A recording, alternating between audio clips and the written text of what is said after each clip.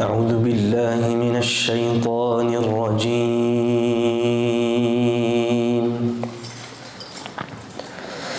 بسم الله الرحمن الرحيم.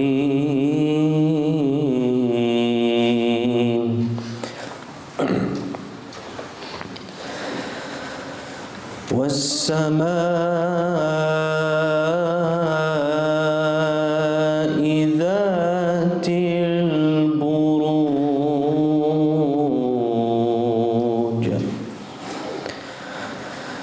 واليوم الموعود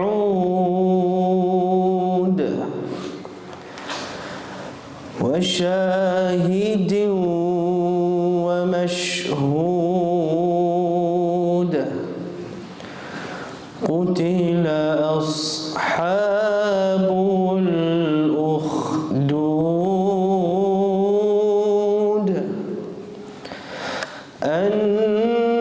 النار ذات الوقود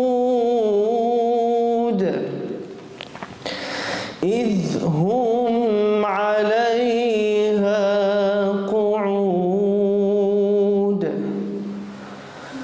وهم على ما يفعلون بالمؤمنين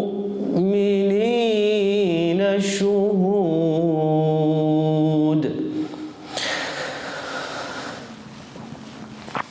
وما نقموا منهم إلا أن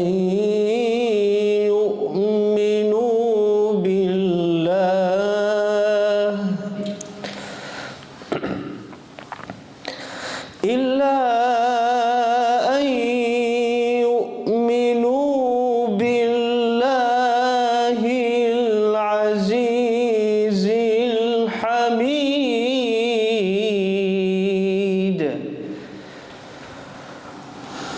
الذي له ملك السماوات والأرض والله على كل شيء شهيد. بسم الله الرحمن الرحيم. الحمد لله رب العالمين وصلى الله وسلم وبارك على نبينا محمد وعلى آله وصحبه أجمعين. السلام عليكم ورحمة الله وبركاته.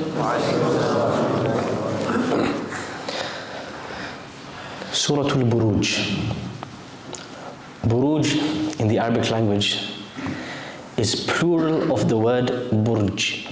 Does anybody know what burj means? Tower. Those who have been to Dubai, right? Burj Al Arab, Burj Khalifa. Yes, lots of towers. The surah is the surah of, starts with this, Allah swearing. Allah takes 3 oaths. For you to understand, first of all, because in the English language we don't do this. We don't take oaths in the English language. We don't swear often. When somebody does though, in a heated conversation, someone will say, I swear on X. I swear on my mom's life. I swear by Allah. Of course, we don't swear by anything other than Allah. But they swear by something to make another point. I swear by Allah, I'm not lying. I swear by Allah, this is my real wife. I swear by Allah, there's nothing wrong with this car. I swear by Allah, this is the grades that I got, Mom. There's no lie on the report. It is 10 out of 10, promise. So you swear by something to make a point. So here, what is Allah swearing by? Al Buruj, was-sama'i dhatil buruj. The sky that is full of towers. Are there towers in the sky? Why is Allah saying, was-sama'i dhatil buruj? I swear by the sky, by the heavens that are full of towers. Where are the towers? Don't tell me these are the aliens we haven't discovered yet living in towers. I found aliens in the Quran. Don't tell me this. Where are the towers in the night sky? The stars. And this is something that's, if you look at the surah before this and the surah after this, there's a common theme. What is the surah before this surah? Because we know the Quran is connected. The chapters of the Quran flow. There's a cohesive message. There's running themes. What's the chapter before Surah Al Buruj? Anybody know? Who can give me the first ayah of that surah? إِذَا السَّمَاءُ انشَقَّتْ, the day when the sky will split. Okay. What's the surah after Surah Al Buruj? How does Tariq start? وَالسَّمَاءِ وَالطَّارِقِ. Is there a pattern? إِذَا السَّمَاءُ انشَقَّتْ وَالسَّمَاءِ ذَاتِ الْبُرُوجِ وَالسَّمَاءِ وَالطَّارِقِ. 3 surahs, different surahs, but there's something in common. What's in common? The word as-sama, the sky. All 3 surahs have one running theme. Allah is asking human beings to look up at the sky. First, to tell you, look at the sky. It's beautiful, right? There will come a day when it will be ripped apart. Be ready. Surah Al Buruj, Allah says, look up at the sky. Look at the towering constellations of stars in the sky. When those stars connect up, they make towers, shapes, sizes. People call them constellations. The next surah, وَالسَّمَاءِ وَالطَّارِقِ. Allah swears by the sky and the shooting stars in the sky. And najmu thaqib. Constantly, Allah is asking us to look up at the sky. Something we don't do very much anymore. When was the last time we actually looked up at the night sky? We are a generation that is so preoccupied with our digital devices. We should ask our grandparents, ask the people with grey hair, what was it like in the age before the telephone? What did you do in the evening? They'll tell you, we used to look up at the night sky. There was nothing more beautiful than the night sky. Allah is asking us, the beginning of the surah, before we talk about what's the surah about, the first thing Allah is doing, He's swearing by the night sky. He's swearing by the sky rather. And specifically this time, He wants us to look at the towers, the towering constellations of stars in the sky. Because this surah is about a battle that takes place, a conflict that takes place, that will always take place in every century, in every land, in all of history, and forever in the future. It is the battle between oppressor and oppressed. Where do the oppressors sit? Where do they like to sit? They like to sit in their towers. They like to sit in their big towers, right? This is the first thing Allah is swearing. You like your towers? Look at my towers. You can't even reach them. You can't even see them. You don't even know where they start and end. You think you're a powerful oppressor? Let me swear by my creation. وَالسَّمَاءِ ذَاتِ الْبُرُوجِ. I swear by the sky full of towering constellations. Don't be deluded by your tower, my friend. There is something higher than you. This is the first message. Then Allah swears by another thing. وَالْيَوْمِ الْمَوْعُودِ. And I swear by the promised day. The day of judgment has many names in the Quran. The day of standing, Yawmul Qiyamah. The promised day, As-Sa'a, the hour. So many different words, phrases to describe the same thing, the day of judgment. Here Allah uses the word promised day. Why does He use the word promise? Usually you make a promise. You know, I'm sitting in a gathering, my child is saying to me, look, Baba, please can I play with this toy? Can I please have some cake? I say, look, no, but I promise you later I will give it to you. The word promise is used when you have a non-ideal situation, but you want someone to be optimistic about the future, about the later. Allah in this ayah, first He was talking, He was talking to the oppressors. You like your towers, right? Look at my towers. You like the height at which you look at everybody else beneath you? Well, look up at the sky, my friends. You are nothing. You're not even a speck in this universe. Then Allah talks to those who are struggling, oppressed, living through difficult, challenging times. And Allah says to them, I promise you, get through this. I have something better in store for you. I promise you. Children don't usually trust our promises. We say, I promise you I'll give this to you later. You have a slice of cake later. And we just hope they forget about it. 3 days later, Baba, remember that slice of cake? Oh yeah, the slice of cake. SubhanAllah, look at the sun. It's a beautiful weather today. Try to distract them. Yes? But when Allah promised, Allah wants us to hang on to His promise, because the oppressed people have nothing. They have nothing to look forward to. They have no retirement, no pension plan, no playground. They have nothing to look forward to except one thing, the promised day. Whatever Allah promises them, that's all they have. The third swear. وَشَاهِدٍ وَمَشْهُودٍ. Allah swears by the witness and what is being witnessed. Who is the witness? And what is being witnessed? Yes. Allah is the witness. The believers are witnesses of what's happening. And even the oppressors are witness. Everybody is seeing what's happening. But there's one thing that oppressors are great at. They are great at propaganda. They are great at lying to the public. Fir'aun is the greatest case study of this in the Quran. A great case study of doing something, oppressing people, but then telling everyone, I am the advocate for human rights. That's what Fir'aun does in the Quran. Me, ما أريكم إلا ما أرى وما أهديكم إلا سبيل الرشاد. I'm showing you the correct way. I'm showing you the moral way. I am the champion of rights and human rights, guys.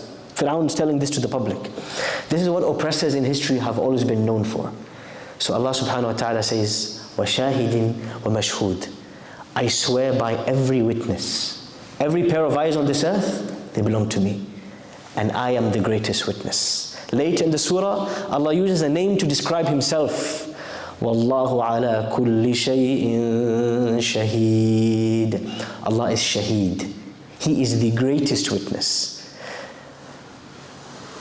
Where do we see witnesses? In which context in this earth are witnesses called upon? In a court of law to serve justice. When Allah is swearing by witnesses, it is to indicate, in this world, you will have injustice.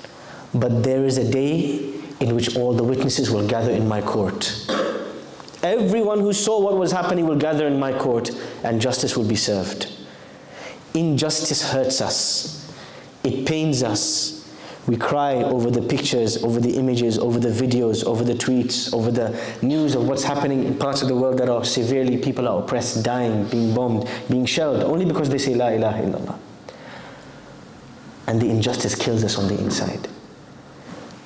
Use this feeling that you have, and remember what Allah is telling us now. وَشَاهِدٍ وَمَشْهُودٍ.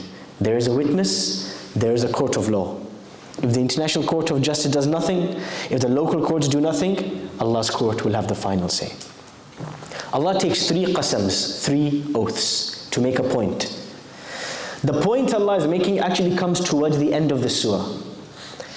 When Allah says, إِنَّ الَّذِينَ آمَنُوا وَعَمِلُوا الصَّالِحَاتِ لَهُمْ جَنَّاتٍ.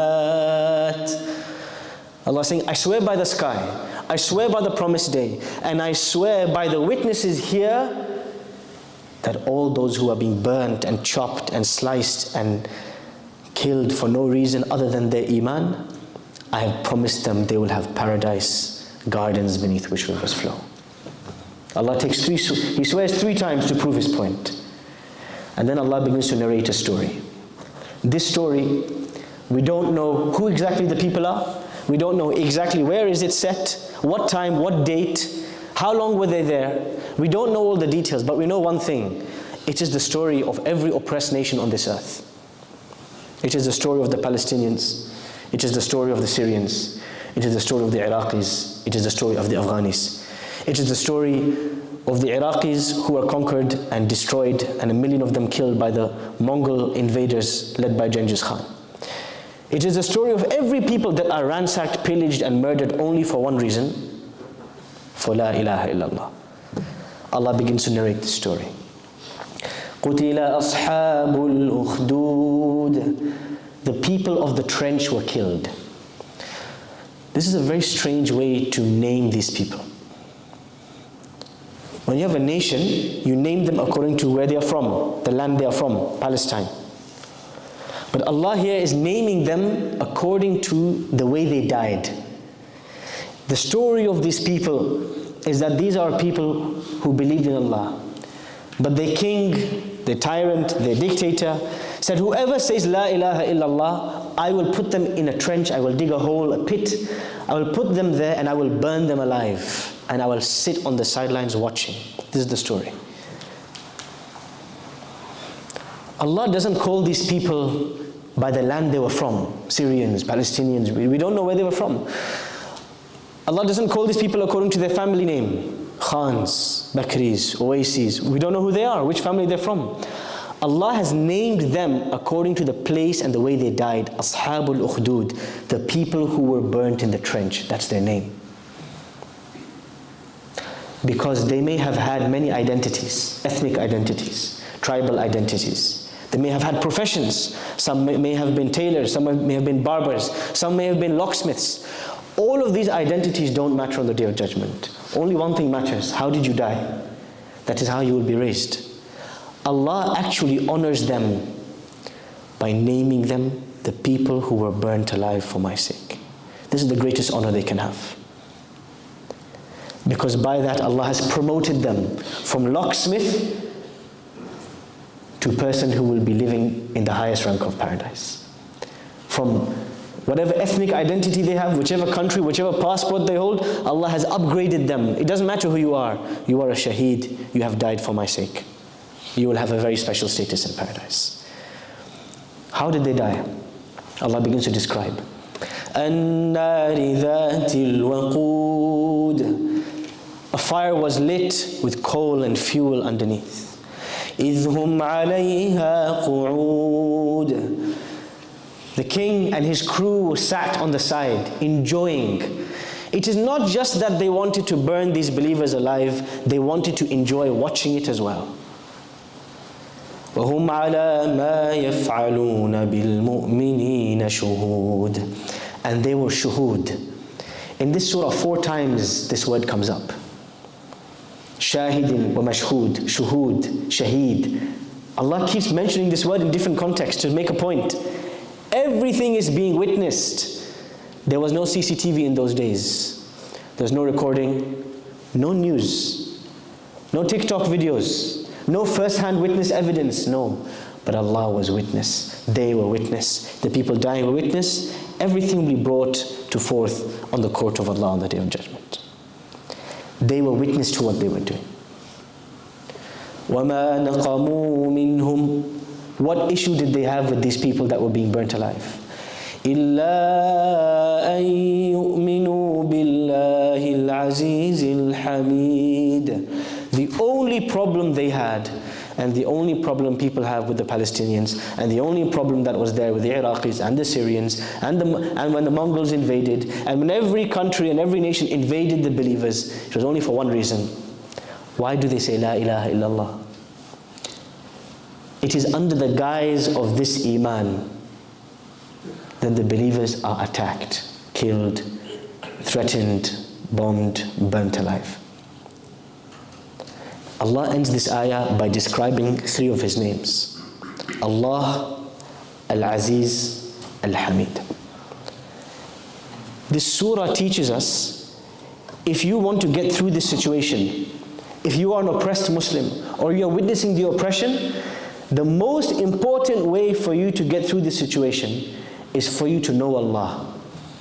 In this surah is the longest passage in this 30th section of the Quran, the longest passage describing Allah in this surah. Aziz. What does Al-Aziz mean? Can anybody tell me?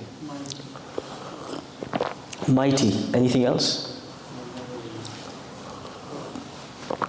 Al-Aziz. What is Izzah? Respect, honor, dignity. What is Aziz?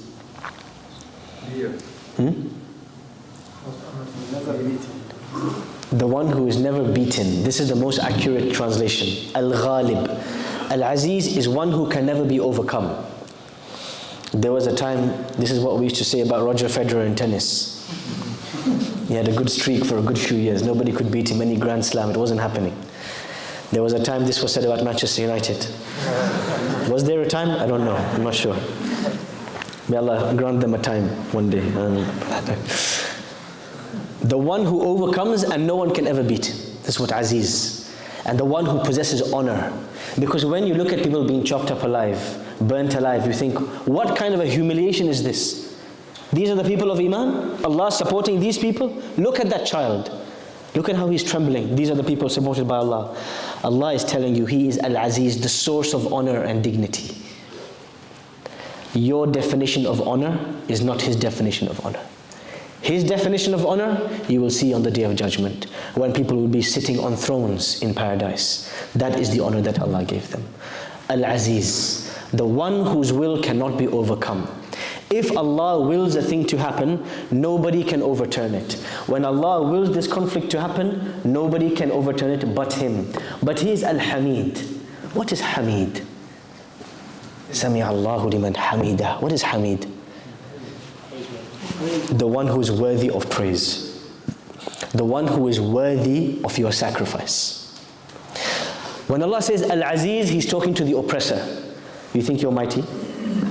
You think you have a win streak, a kill streak? You can't beat me. Al-Hamid, now He's talking to the oppressed. You're dying, you're sacrificing your life, your possessions, your wealth for my sake. I am worthy of your sacrifice. I am Al-Hamid. I'm worth it. Many people ask, was it really worth it? Is it really worth dying upon La ilaha illallah? All of the pain, all of the severe suffering, why don't you just give it up? Allah is saying when He says Al-Hamid, I am worth it. In fact, you should wish that I honor you with such an ending. Allah then begins to describe Himself.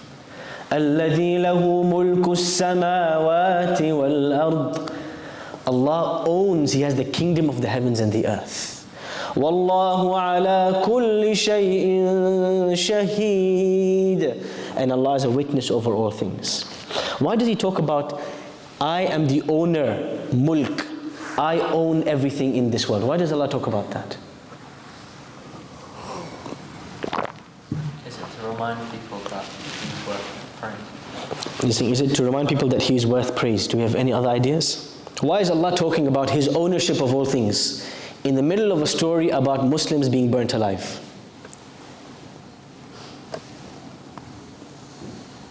Yes? You say everything comes from His creation. Let me give you an analogy. Can I take this microphone home? Can I break it right now? What will happen to me if I break it?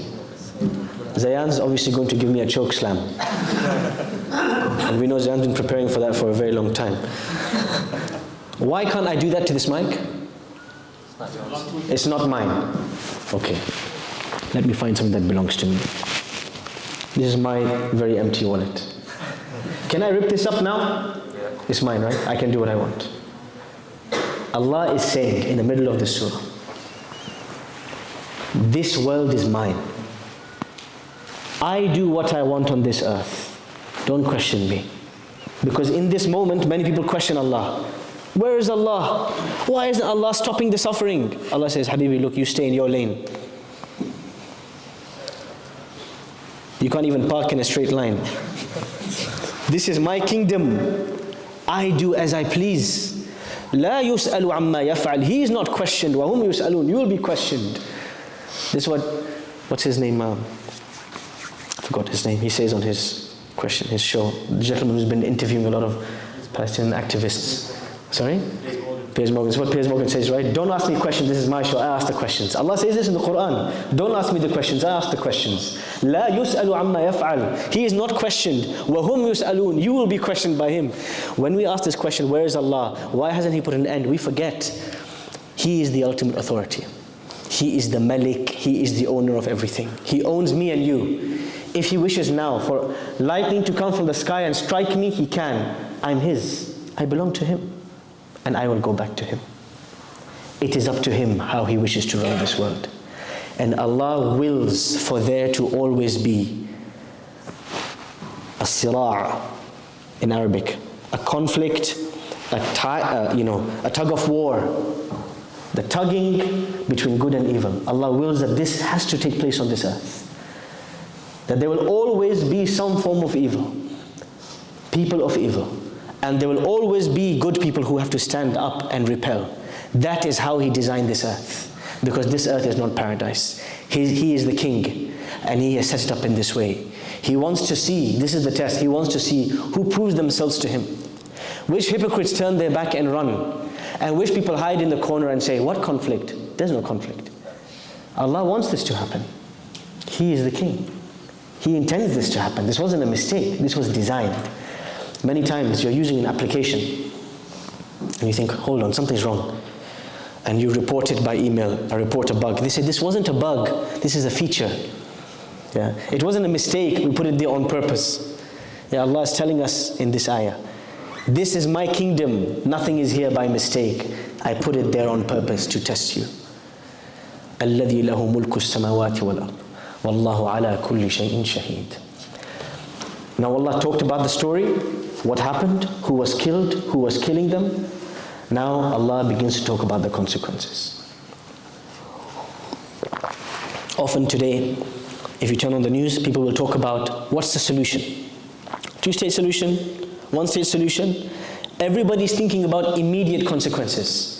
Will this person enter the war? Will that person exit? What's going to happen in the region? Allah's analysis is different. Allah subhanahu wa ta'ala skips everything in this world. He says, you want to see the consequences of this deed, of this situation? I will tell you the consequences. إِنَّ الَّذِينَ فَتَنُوا الْمُؤْمِنِينَ وَالْمُؤْمِنَاتِ ثُمَّ لَمْ يَتُوبُوا. Those who were burning, believing men and women, and they never repented from that act. فَلَهُمْ عَذَابُ جَهَنَّمَ وَلَهُمْ عَذَابُ الْحَرِيقِ. Their consequence is they will taste Jahannam, and they will have the fire of hell. What about those who suffered? What about the children?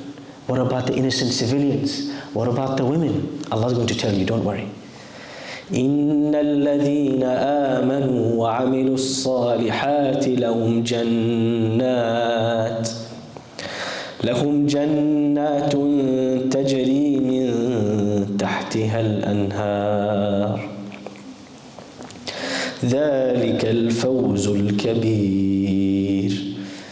You just imagine that woman who lost her child, cradling her child as she drinks from the rivers of paradise. You just imagine those traumatized children playing around, enjoying their young years under the shade of the trees of paradise. You just imagine those elderly people who died for no fault of their own, reclining on chairs as they get feet massages from the young boys of paradise.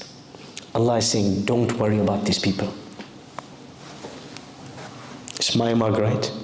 It's my microphone, right? I will look after it. You don't worry about them. Why are you worrying?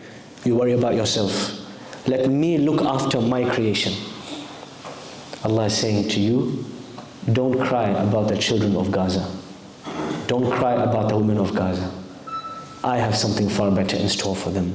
That's why I brought them back early. I took them back early so that I can treat them to something that you could never treat them to. ذَلِكَ الْفَوْزُ الْكَبِيرُ. They have had the greatest victory. Political analysts will tell you, this is happening, that's happening, victory, defeat, surrender, advancement. Move all these terms to a side. Look at the divine analysis. The people who died innocently, the people who died with no blame, but they held on to their iman, they have the greatest victory. Victory is not about ammunition. Victory is not about advancement. Victory is not about who owns the land. It's not about reclaiming houses, reclaiming this and that. Victory is about one thing. If you die, you die upon La ilaha illallah. That's the greatest victory. We have a warped sense of victory. We look at those people who are suffering and we think, how terrible. I would never want to be in that situation.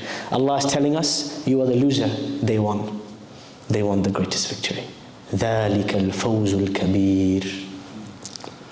Now you're comforted about the people that are dying, that are oppressed. Now those who are being oppressed are comforted about their ending. Now Allah turns to the oppressors. He's not going to leave them.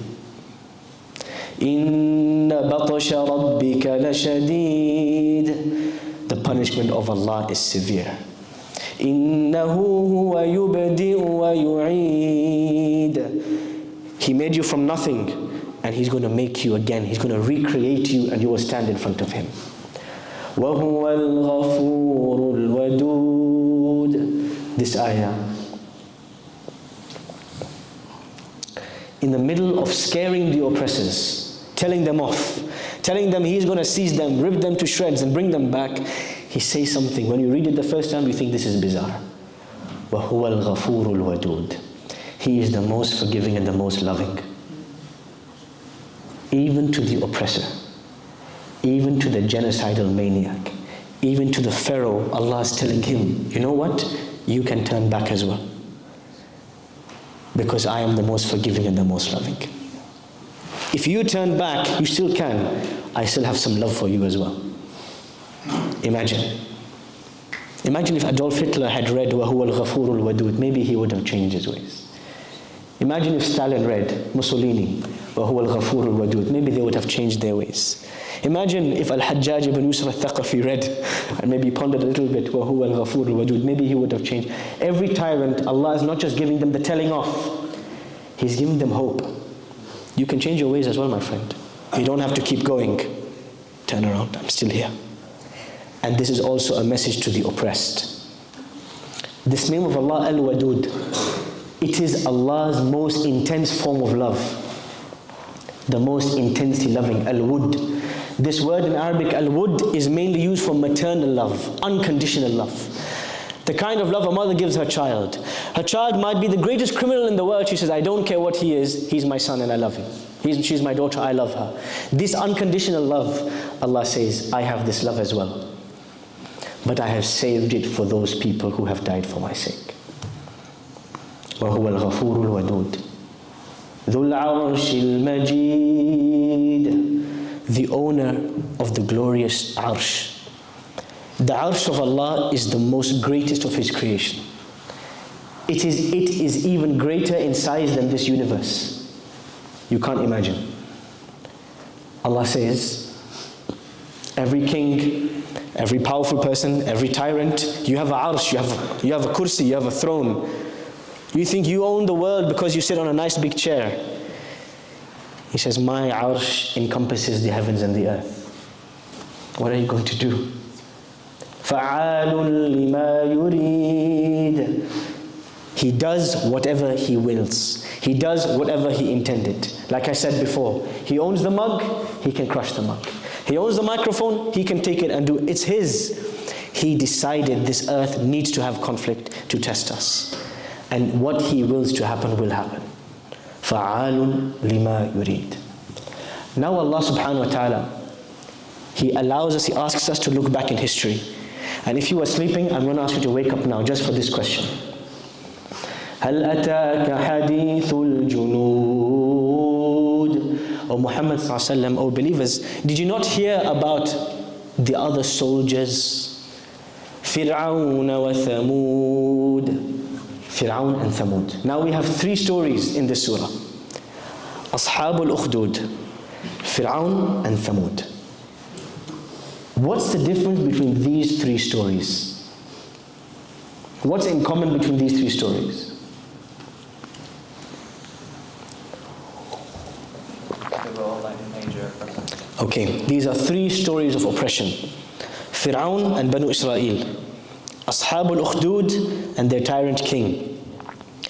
And the people of Thamud and how they dealt with Prophet Salih and the believers. Same story, but what's the difference? Yes, uncle. Great punishment for everyone. Okay, there is something in common. In the end, the believers always won. There was a great punishment for everyone. Same examples of oppression and oppressed. That's what's common between them. Oppressor versus oppressed. But there's something different between each story. For example, how did the oppressor story end in the story of Fir'aun and Musa? What happened to the oppressors? They drowned. What happened to the oppressors in the story of Thamud? Naka. Somebody said there was a sound. There was a divine miracle. there was something like a blast from the sky and they were dust. And what happened in the story of Ashab al-Ukhdud? We don't know what happened to the oppressor. We just know the believers were burnt alive. Allah is saying 3 stories of oppressor versus oppressed, but 3 different endings. This is not Disney. They don't all have a happy ending. In one ending, the oppressors drowned. In another ending, the oppressors were blasted to dust. In another ending, the oppressors stayed in power. 3 different endings. Who decides which ending the Gazans get? Allah. Fa'alun lima yurid. That's why before this he says, I do what I want. The ending, same story, same group, doing the same things. But is it always going to end in the drowning of the majority of oppressors? Is it always going to end in a blast from the sky? Only Allah knows the ending. But these are 3 examples. Allah says, pay attention. These were massive armies, junood, big forces. I can end them like this if I want. I can make it a 20-year battle if I want. I can make it a 150-year battle if I want. I can drown them if I want. I can sink them into the earth. I do what I want. You watch. You be patient. You make dua. You seek my help. And then I will show you what I'm capable of. بَلِ الَّذِينَ كَفَرُوا فِي تَكْذِيبٍ. The disbelievers are in denial. They're deluded. They think that by their numbers and their artillery and their political alliances and their forces that they will be the winners. وَاللَّهُ مِنْ وَرَائِهِمْ مُحِيطٌ. Right now in Gaza there's a siege. The Gazans have been surrounded. Look at the word Allah uses here. Allah has surrounded them. وَاللَّهُ مِنْ وَرَائِهِمْ مُحِيطٌ. Every superpower thinks they can surround their victims. Every oppressor thinks, I've got them covered. But Allah is saying here, I am the one who has you covered, my friend. Don't worry. I have surrounded them, not vice versa. بَلْ هُوَ قُرْآنٌ مَجِيدٌ. This Qur'an, this is the most honorable Qur'an. But this Qur'an existed before it came down to Muhammad sallallahu alaihi wasallam. Where was it first? فِي لَوْحٍ مَحْفُوظٍ. اللَّوْحُ الْمَحْفُوظ. Can somebody tell me what this is? The protected tablet. Yes.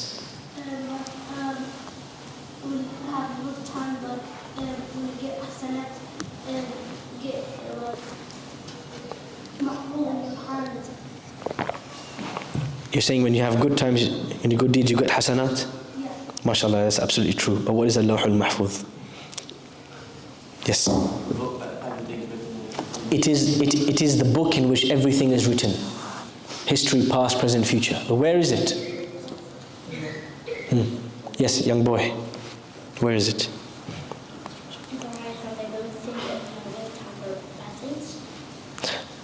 That's the book you get on the Day of Judgment. But where is Al-Lawh al-Mahfuz, this record of everything that is to happen? Yes. It is with Allah. Anybody else? At a safe place. At a safe place. Zan, have you got any idea? Are you saying it's in the storeroom here somewhere? It's in the heavens. It's in the heavens. Anybody else? Under the house. Under the throne. Under the throne of Allah subhanahu wa ta'ala. This is all we know. Even the throne of Allah is a creation of Allah that I'm not able to comprehend. What exactly is the throne of Allah? There's a hadith about it. I won't go into detail, but Allah is telling us, there is a book, there is a tablet, not an iPad tablet. Yeah, there is a tablet in which everything that happened and everything that will happen, the results have already been written down. Don't worry about the outcome. I decided it already. Take solace, take reassurance, take rest, because I'm the one who writes the code. I'm the one who decides the script. You just take the test I've given you and react in the appropriate way. Everything has been decided by Allah. This is the surah that was revealed to the Prophet ﷺ in Mecca, when him and his companions were under the most torture, the most difficulty, the greatest of challenges. And in this surah, Allah is teaching them a very important lesson. The greatest of tests can be overcome if you know who I am. That's why the surah has a detailed explanation about who is Allah. And the smallest of tests will make you shake if you don't know who I am. Trust me and trust my promise. وَالْيَوْمِ الْمَوْعُودِ, trust the promised day.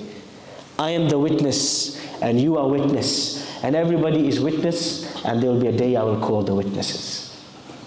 The oppressor might be strong, might be powerful, might have resources, but his tower doesn't reach the heavens and his authority stops at the edges of the boundaries and his territory.